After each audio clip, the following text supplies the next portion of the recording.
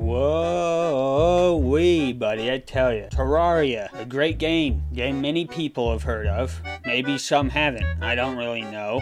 But what I do know is that we inadvertently kind of speed ran the game in Masters mode. But the question is, how do you do that? Terraria can be a pretty difficult game, especially when you bump the difficulty up. So how exactly do we manage to beat these bosses, especially the harder ones, in Masters mode so easily? Well, the answer is simple. The Zenith Blade. One of the strongest weapons in Terraria, if not the strongest weapon in Terraria. So it's as simple as having a sword. Well, actually, technically 9 swords all at once. But how does one get a hold of the Zenith? There's a long list to go down and a lot to go through, but I'm going to tell you how to get the Zenith and then show you what this bad boy can do. So you always have to start small. You have to start somewhere, and with the Zenith, that means the copper short sword, something you normally spawn in with, but if you don't have it,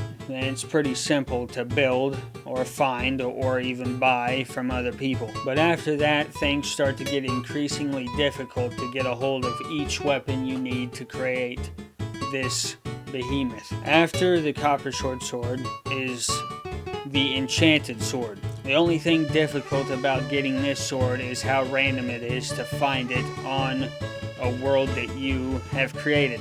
So you need to master a few seeds to get a hold of this sword. One of the best seeds that I've been able to find that actually still works at this point in time is the Sky Islands seed, which is a map with 7 cloud islands, and here's where you can get 2 weapons at once very easily. So there are 7 cloud islands, and also this is where you can get the Enchanted Sword. If you go left far enough, there is a large cave and an outcropping of an open field with 2 mushrooms sitting out by themselves. If you look carefully, underneath those 2 mushrooms is a outcropping where there's missing dirt blocks. You mine through that and you'll find yourself in a mysterious cave with a hilt sticking out of a rock surrounded by water. You mine that up and you have the Enchanted Short Sword. If you weren't able to get it on the first one, keep reloading the Sky Island seed until it spawns there. While you're also doing that, once you've gotten that sword, you should travel across the different Sky Islands and see if you can find a building with a chest in it, and there you will find the Star Fury. That is the 3rd sword you'll need.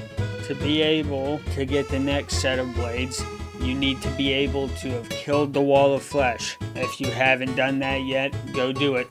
Just go smack them up a little bit, show them what's for. But once you've done that, you've destroyed a few altars, done a few things there to get the new ores, you will now need to go upon a new journey to get new weapons, if you haven't already. One is you will need to get the true Excalibur and the true Knight's Edge to make the Terraria Blade. So just to make these 2 weapons, one is easier to make than other. You need the true Excalibur. The Excalibur takes hollowed bars, and then to make it a true Excalibur, you'll need to go through a solar eclipse, kill a few moths, and you'll get a couple of broken hero swords. You need 2 of them. One for true Excalibur, one for true Knight's Edge. Just the Knight's Edge. To get this is 4 more swords on top of the several you've already collected. So bear with me. Keep up. If you're not keeping up, I'm sorry. I'm not slowing down. Rewind or something. You now need 4 more swords just to make the Knight's Edge.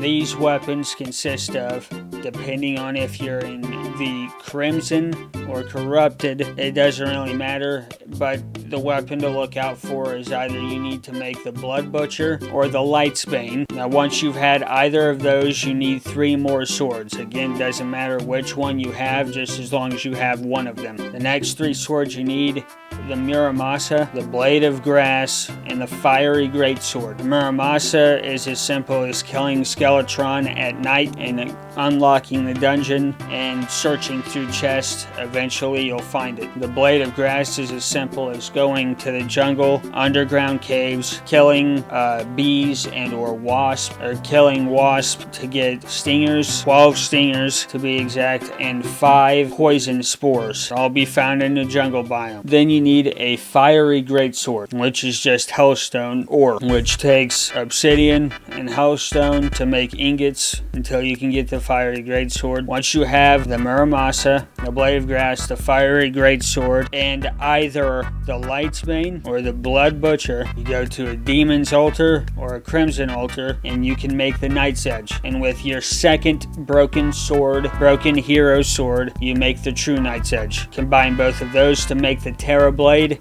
Now is where the harder stuff starts to begin. You need to kill Plantera to get this next weapon, which is the Seedler. You may have to kill Plantera a couple of times. I had to kill Plantera 3 or 4 times just to get this to drop once. But once you have the Seedler and the other swords, to be exact, to recap, you should have the Terra Blade, the Seedler, Star Fury, Beekeeper, Enchanted Sword, and Copper Sword by now. And sometimes you could go in and out of different, you know, it's doesn't really matter as long as you have them. But now you need to do the special events if you haven't already to get the special event swords, which is a wave-based event that you have to do special things to summon or start. You will need to have the Martians invade and beat them, and you need to do the Pumpkin Moon for the next one, which both weapons, the Martians will have the Influx Waver, and the Pumpkin Moon or the Halloween event will have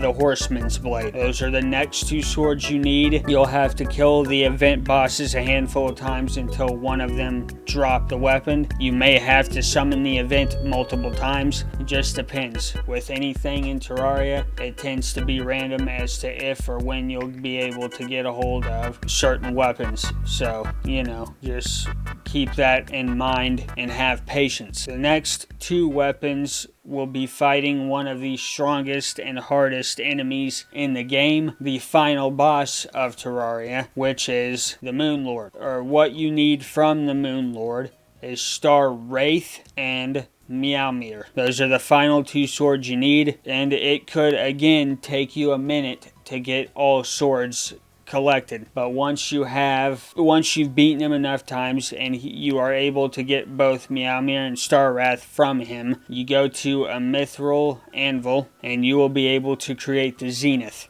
Now that you know how I made the weapon, I'm going to show you what it can do.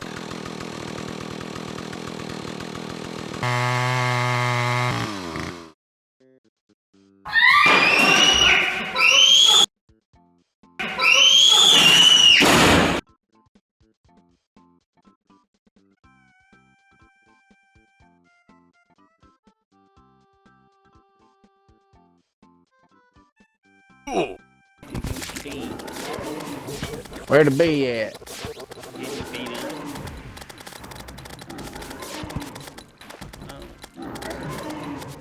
Be some weak shit.